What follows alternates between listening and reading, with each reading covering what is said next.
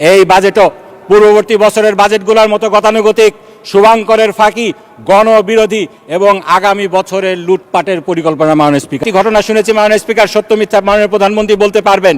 মাননীয় প্রধানমন্ত্রীর দপ্তরে নাকি একটা হোটেল থেকে দুপুরের খাবার সাপ্লাই করা হতো, সেটার নাকি খরচ নেওয়া হতো মাথা পিছু 950 টাকা করে। তিনি তার বাসভবন যমুনাতে এটা রান্না করে খাবার ব্যবস্থা করেছেন, খরচ নেমে এসেছে 150 টাকায়।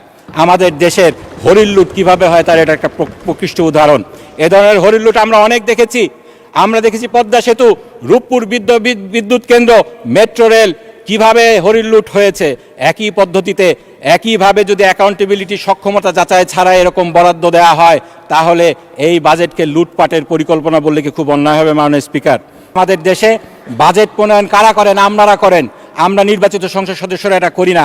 আমাদের সংসদ সদস্যদের ভূমিকা এখানে সীমাবদ্ধ থাকে কয়েক মিনিটের গলাবাজিতে। মাননীয় স্পিকার, আমাদের এই বাজেট প্রণয়নের ক্ষেত্রে আমাদের ভূমিকা যে সীমিত শুধু সেটাই নয়, একই সাথে এই বাজেটের উপরে যেই বই ও বিলের কপিগুলো আমাদেরকে দেওয়া হয়েছে, আমরা তার কতটুকু পড়ার প্রয়োজনীয়তা অনুভব করি। মাননীয় স্পিকার, প্রাক্তন অর্থমন্ত্রী সাইফুর রহমানকে নাকি জিজ্ঞেস করা হয়েছিল বাজেটের যে ডকুমেন্টগুলো দেওয়া হয় তার তিনি কতটুকু পড়েন। তিনি নাকি বলেছিলেন মাত্র 18% পড়েন। আমাদেরকে 17টি বই দেওয়া হয়েছে। মাননীয় স্পিকার, প্রায় 4046 পৃষ্ঠা। একটি বই সাস্টেনেবল ডেভেলপমেন্টের উপরে যে বইটি দেওয়া হয়েছে, সেখানে পিছনে একটা QR কোড দিয়ে সংযুক্তিগুলা অন্য আরও ডকুমেন্ট বলা হয়েছে অনলাইন থেকে পড়া যাবে।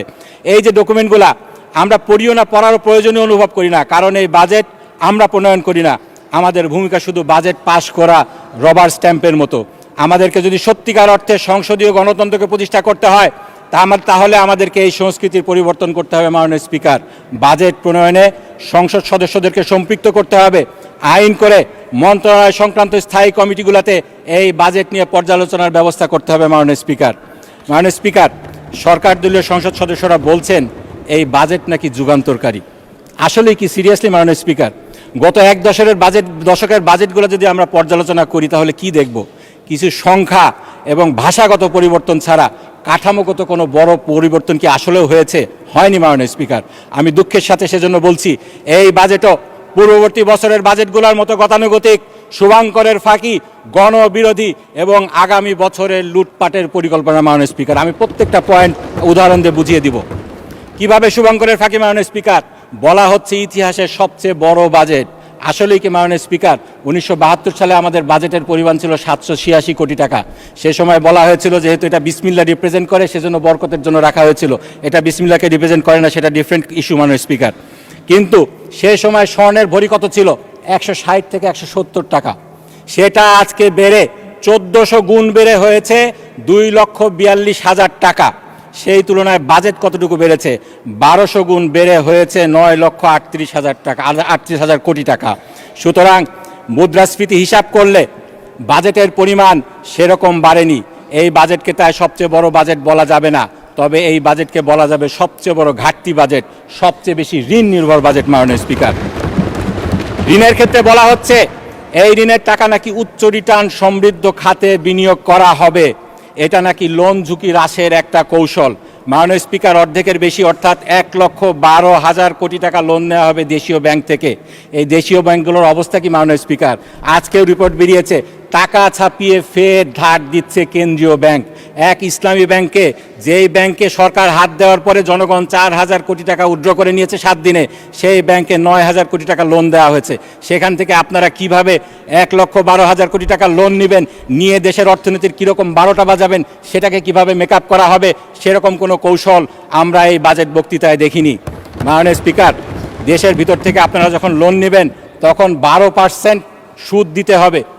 এই সুদ কিভাবে আপনারা কোন উচ্চ রিটার্ন সমৃদ্ধ খাতে বিনিয়োগ করে রিটার্ন আনবেন সেটার ব্যাপারেও বাজেটে বলা হয়নি। মাননীয় স্পিকার, বিদেশ থেকে কম সুদে লোন পাওয়া যায়, এটা ঠিক। সরকার প্রায় লক্ষাধিক টাকার লোন বিদেশ থেকে আনবেন বলেছেন। সেক্ষেত্রে কার কাছ থেকে আনবেন, তারা কি শর্ত দিবে, সেগুলা কিভাবে ডিল করা হবে, সেই কৌশল বাজেটের কোনো ডকুমেন্টেশনে দেখলাম না। মাননীয় স্পিকার, লোন দেয় বিশ্বব্যাংক, লোন দেয় IMF, কিন্তু তাদের শর্তগুলো মানলে সরকার কি জ্বালানি খাতে ভর্তুকি দিতে পারবে? সরকার কি কৃষি খাতে ভর্তুকি দিতে পারবে? মুদ্রাস্ফীতির উপর নিয়ন্ত্রণ করতে পারবে? পারবে না। মাননীয় স্পিকার, এই কারণে এই বাজেট শুধু শুভঙ্করের ফাঁকি নয়, এই বাজেট অপরিকল্পিত, অস্বচ্ছ এবং বাস্তবায়ন অযোগ্যও বটে। মাননীয় স্পিকার, অর্থমন্ত্রী যখন কর ছাড়ের ব্যাপারে বলছিলেন তখন আমাদের ট্রেজারি বেঞ্চের সদস্যগণ মুহুর্মুহু টেবিল চাপছিলেন, কিন্তু যখন ভ্যাটের উপরে আলোচনা করলেন সঙ্গত কারণেই সেই করতালিতে ভাটা পড়ে। কর আছে দুই ধরনের মাননীয় স্পিকার, আপনিও জানেন, প্রত্যক্ষ কর, পরোক্ষ কর। আমাদের 18 কোটি লোকের দেশে প্রত্যক্ষ কর দেন মাত্র 24 লক্ষ মানুষ, কিন্তু পরোক্ষ কর সেই ভ্যাটটা আমাদের আপামর জনসাধারণ দেন। এক্ষেত্রে একজন গরিব মানুষও যেই পরিমাণ ভ্যাট দেন, দরিদ্র মানুষও একই পরিমাণ ভ্যাট দেন। আমাদের দেশের ভিক্ষুকেরা চাল ডাল নুন তেল কিনতে যে পরিমাণ ভ্যাট দেন, একজন কোটিপতিও একই পরিমাণে ভ্যাট দেন। তাহলে এই বাজেট গরিব বান্ধব হলো কীভাবে মাননীয় স্পিকার? আপনারা ভ্যাটের আওতা বাড়িয়েছেন, আপনারা গ্যাস সিলিন্ডার সহ 20টি আইটেমের উপর ভ্যাটের আওতা বাড়িয়েছেন। মাননীয় স্পিকার, অনেক কার্ডই তো দিচ্ছে সরকার, ভ্যাট মৌকুফের একটা কার্ড যদি গরিবদের জন্য দিত, গরিবদের অনেক উপকার হতো। মাননীয় স্পিকার, কেউ কেউ বলছেন এই বাজেটে নাকি কালো টাকা সাদা করার কোনো সুযোগ রাখা হয়নি, কালকেও এটা নিয়ে আলোচনা হয়েছে। আমরা যে বাজেট ডকুমেন্টগুলো পড়ি না পড়েই বক্তৃতা দেই, তার এটা একটা প্রকৃষ্ট উদাহরণ।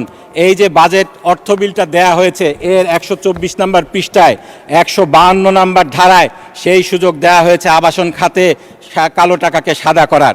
এই কালো টাকাকে সাদা করার সুযোগ দেওয়ার সবচেয়ে বড় ভুক্তভোগী হবে মধ্যবিত্ত শ্রেণী, যারা তাদের সারা জীবনের সঞ্চয় দিয়ে একটি ফ্ল্যাট বা মাথা গোজার ঠাঁই কিনতে চান।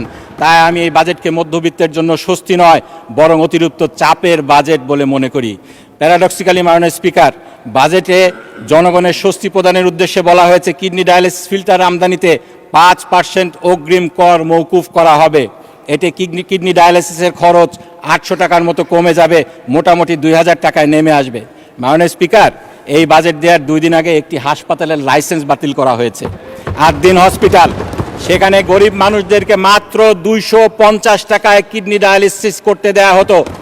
হাসপাতালটি বন্ধ হওয়ার পরে গরিব মানুষ, রিক্সাওয়ালাদের কান্না হাজারি আমরা দেখেছি। মাননীয় স্পিকার, গরিবের সস্তায় চিকিৎসার একমাত্র অবলম্বনকে বন্ধ করে ডায়ালিসিসের কর মৌকুফ, এটা কি গরু মেরে জুতা দান বললে খুব অন্যায় হবে? মাননীয় স্পিকার, এই বাজেটে উন্নয়নের অনেক বড় বরাদ্দ রাখা হয়েছে, কিন্তু প্রশ্ন হলো এই অর্থ কাজে লাগানোর মতো সক্ষমতা আমাদের কতটুকু আছে, সেটা কি যাচাই হয়েছে কিনা, আর কতটুকু লুটপাট হবে?